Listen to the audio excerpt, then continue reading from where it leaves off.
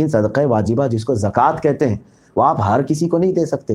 قرآن نے جن کو کہا ہے انما الصدقات للفقراء والمساکین، صدقات واجبہ جو ہیں یہ فقراء مساکین کو، یعنی جن کے پاس نصاب کے برابر مال نہیں ہے صرف ان کو ہی آپ دے سکتے ہیں۔ نصاب کیا ہے؟ میرے والد فرمایا کرتے تھے کہ ہماری ایک ہوٹل تھی، اور جیسے ڈھابا ہوتا ہے، ایک وقت ایسا تھا کہ میرے والد علیہ الرحمہ وہ خود وہاں پر موجود تھے۔ ایک بس آئی قیدیوں کی، پولیس والے ان کو جیل لے کر کے جا رہے تھے، وہ کشمیر سے یا کہیں سے پکڑے ہوئے قیدی تھے، اور اس بس میں ان کو ہتھکڑیاں ڈال کر کے بیٹھایا گیا تھا۔ بھری ہوئی تھی بسیں، رات کا وقت تھا۔ اب لے جانے والے جو پولیس تھے وہ لوگ ہوٹل کے لیے وہاں رکے، وہ لوگ کھانے کے لیے آئے، لیکن کسی قیدی کو اترنے نہیں دیا انہوں نے۔ تو ہمارے والد فرماتے ہیں کہ ہم نے دیکھا وہ کھڑکیوں سے اشارے کر رہے تھے، شاید بھوک لگی ہوگی، پیاس لگی ہوگی، لیکن ان کو چھوڑنے کی تو اجازت نہیں تھی، بس سے وہ نکل نہیں سکتے تھے۔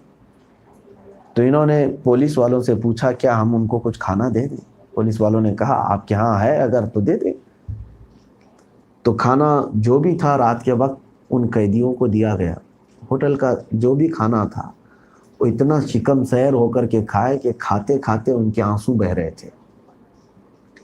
یہ میں کسی بڑائی کے لیے نہیں کہہ رہا ہوں، لیکن اس کی ایک خاص وجہ میں آپ کو بتاتا ہوں کہ وہ روتے ہوئے پورا کھانا کھائے اور اس کے بعد ہاتھ اٹھا اٹھا کر بار بار دعا کرتے رہے۔ ظاہر سی بات ہے، ہو سکتا ہے کئی دنوں میں کی قید میں ان کو کھانا نہیں ملا ہو۔ اب اس چیز کو ہوئے دن گزر گئے، لیکن کئی معاملات ایسے آئے۔ میرے والد رحمۃ اللہ علیہ فرماتے تھے کہ اللہ تبارک و تعالی ہمیشہ صرف ہماری نمازوں کی وجہ سے، ہماری تسبیح اور تلاوت کی وجہ سے ہی رحمتیں نہیں نازل فرماتا، بلکہ کبھی ایسا ہوتا ہے کہ کچھ ضرورت مندوں تک ہم پہنچ گئے تھے، ان کی وجہ سے اللہ ہماری زندگی پر رحم فرماتا ہے، اور وہ رحم ہم کو دیکھنے کو ملا زندگی میں، وہ برکتیں دیکھنے کو ملی۔ اس طرح سے ایک اور چیز ملتی ہے۔ چند سالوں پہلے کی یہ بات تھی، ترکی میں جو ہے اکثر لوگ، ترکی کا لوکیشن ایسا ہے کہ وہاں پر آدھا حصہ اس کا یورپ میں اور آدھا ایشیا میں، استنبول کا، کیونکہ وہاں سے یورپ شروع ہو جاتا ہے اور پھر یہ ترکی اصل ایشیا میں ہی ہے۔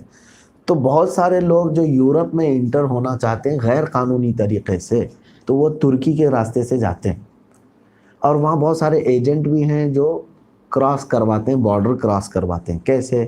کشتیوں سے، پانی کے ذریعے سے، یا پھر ان کے پاس خفیہ راستے ہوتے ہی ہیں، ایک کنٹری سے دوسری کنٹری پار کرواتے ہیں۔ یہ بہت دھندا چلتا ہے، امریکہ میں بھی ہے، وہاں بھی دو کنٹریوں کے درمیان، یعنی جو بغیر ویزا کے جانا چاہتے ہیں۔ ایک صاحب کہتے ہیں کہ ہم کافی دنوں سے ترکی میں تھے، ایک ایجنٹ کو ہم نے سب پیسے پکڑائے اور کہا کہ ہم کو تم یونان، اٹلی پہنچا دو، اٹلی یا کسی جگہ پر وہ پہنچنے کے لیے اس سے وعدہ لے لیا۔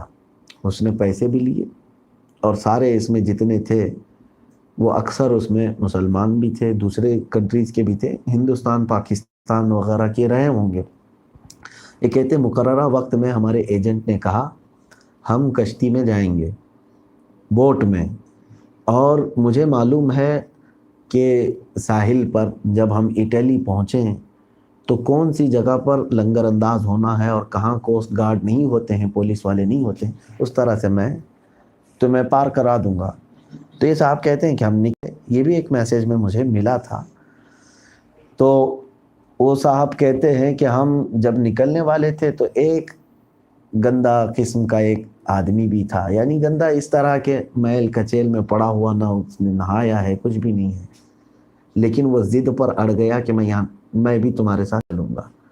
اب وقت ہوتا گیا، کشتی پر جب سب سوار ہونے لگے تو وہ بندہ بھی سوار ہو گیا۔ دیکھنے میں نہایت ہی مفلس تھا، بدن پر پورے کپڑے عجیب قسم کے بدبو کر رہے تھے، بہت بدبودار کپڑے پہنا ہوا تھا، تو لوگ اس سے تنگ آ رہے تھے۔ یہاں تک کہ اب وہ اٹلی کے ساحل کے پاس پہنچ گئے. اب سخت ٹھنڈیوں کے دن تھے اور وہاں ایسا ہوتا ہے کہ پانی جو ہے نا برف میں تبدیل ہو جاتا ہے، پتلی پرت ہو جاتی ہے پانی کے اوپر برف کی ٹھنڈیوں کے دنوں میں.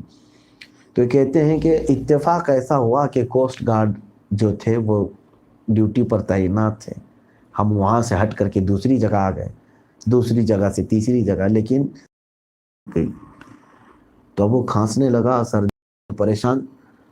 تو سارے لوگ چیخنے لگے کہ اس کو کہاں سے تو لے آیا، ہمارے خلل ہے. تو سارے لوگوں نے اٹھا کر کے اس کو سمندر میں پھینک دیا، اس کو ندی میں پھینک دیا. اب اتنا یہ صاحب کہتے ہیں، یہ جو بیان کر رہے ہیں کہ ہم نے اس کو پانی میں پھینک دیا، یہاں تک مجھے معلوم ہے، لیکن اس کے تھوڑی ہی دیر کے بعد فائرنگ کی آواز شروع ہو گئی. یعنی ہم ساحل پر پہنچ ہی رہے تھے، یہ کسی کنارے پر، ہم کو پولیس والوں نے دیکھ لیا تھا یا خفیہ طریقے سے ان کو معلومات ہو گئی تھی کہ ایک کشتی غیر قانونی طور پر اٹلی میں داخل ہو رہی ہے، اس میں کافی لوگ سوار تھے. تو فائرنگ شروع ہو گئی.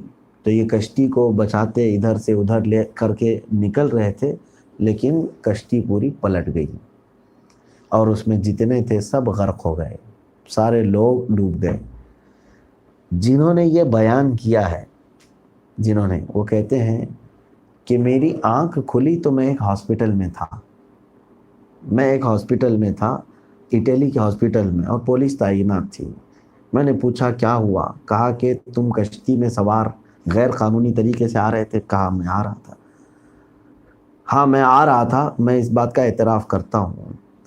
تو کہا کہ تم اکیلے اس میں بچے ہوئے آدمی، باقی سب ڈوب گئے. تو میں نے کہا کہ اتنی سخت ٹھنڈیوں میں ظاہر سی بات ہے کسی کو اگر پانی میں بھی ڈال دیا جائے تو ویسی اس کی موت آ جائے گی. کچھ تو فائرنگ سے مرے تھے اور کچھ کشتی کے پلٹنے سے مر گئے تھے.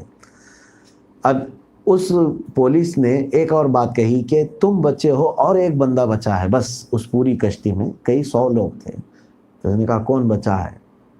تو وہ ہٹا کر کے اس نے دیکھا تو وہ غریب آدمی تھا جس کو انہوں نے پہلے پانی میں پھینکا تھا، وہ بھی زندہ بچا ہوا تھا، اور وہ بیڈ پر پڑا ہوا تھا. ہاں ٹھنڈی کی وجہ سے اس کا جسم کافی سخت ہو گیا تھا.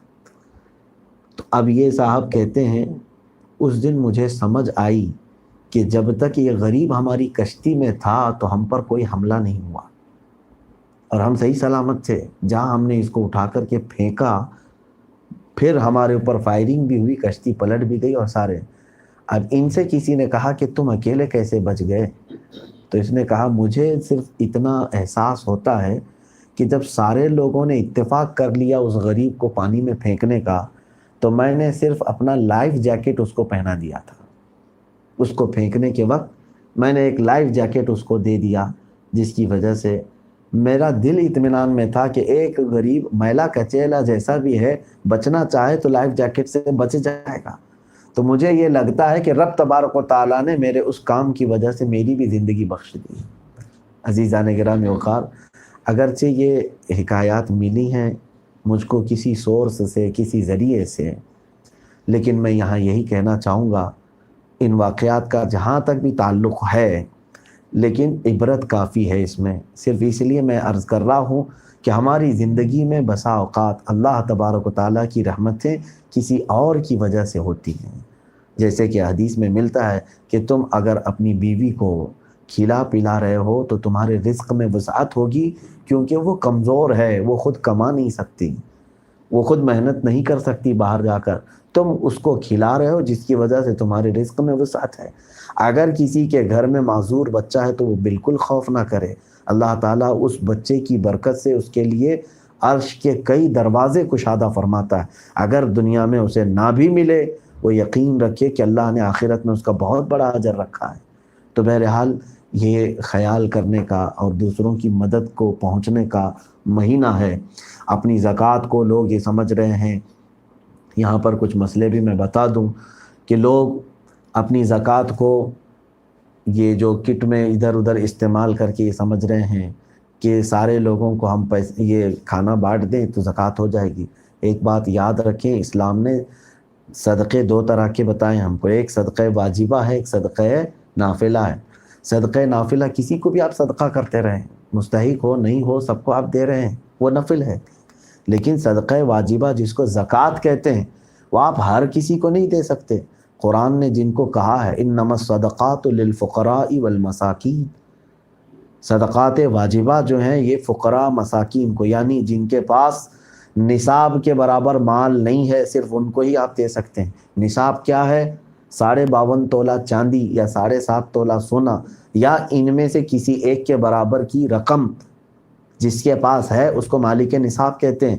مثال کے طور پر 52.5 تولہ چاندی کی قیمت اگر آج مارکیٹ میں 40,000 ہے فار ایگزامپل، تو جس کے پاس 40,000 سیونگ ہے تو مالک نصاب ہے، اس کو اگر آپ نے زکوٰۃ دیا تو آپ کی زکوٰۃ ادا ہی نہیں ہوئی، آپ کی زکوٰۃ ادا نہیں ہوئی۔ تو مستحقین تک پہنچنا ایک بہت بڑی ذمہ داری ہے۔ یہ لوگ آسان سمجھ رہے ہیں اور اسی طرح کسی جگہ ایک میلہ لگا کر سب کو بانٹ دیا اور سوچ رہے ہیں زکوٰۃ ادا ہو گئی۔ اگر اس میں سے کسی غیر مستحق نے لے لیا تو تمہاری زکوٰۃ ادا ہی نہیں ہوئی، اور تم پر وہ وبال ہمیشہ رہے گا زکوٰۃ نہ دینے کا۔ وہ کیا ہے؟ اللہ تعالیٰ نے فرمایا یکنزون الذہب والفضة ولا ينفقونها فی سبیل اللہ فبشرہم بعذاب علیم۔ جو لوگ سونا چاندی خزانے کے طور پر جمع کرتے ہیں اور اللہ کی راہ میں اس کی زکوٰۃ نہیں نکالتے، اللہ فرماتا ہے محبوب ان کو بشارت دے دیں کہ دردناک عذاب ان کے لیے تیار ہے۔ یوم یحمى علیہا فی نار جہنم، اللہ فرماتا ہے کہ ان کو تپایا جائے گا جہنم کی آگ سے۔ فتقوا بہا جباہہم وجنوبہم، ان کی پیٹھ کو اور ان کی پیشانیوں کو داغا جائے گا جو زکوٰۃ نہیں دیتے تھے، یا زکوٰۃ کا مال جن کے پاس رہ گیا تھا۔ تو یہ یاد رکھ کر کے چلیں کہ زکوٰۃ صرف اعلان نکال کر کے ایک مجمع میں بانٹ دینے کا نام نہیں، بلکہ آپ کو حکم ہے کہ آپ مستحق تک پہنچیں۔ جب سیدنا ابوبکر صدیق رضی اللہ تعالیٰ عنہ خلافت کے منصب پر قائم ہو کر کے بھی جنگل میں موجود کسی معذور کو کھلانے کے لیے جا سکتے ہیں، وہ ایسے معذور کو جس کے ہاتھ پیر کٹے ہوئے ہیں، صدیق اکبر رضی اللہ تعالیٰ عنہ روزانہ وہاں جا کر اسے روٹیاں کھلا کر کے آتے تھے۔ تو جب وہ پہنچ سکتے ہیں مستحق تک تو آپ کو کیا ہے؟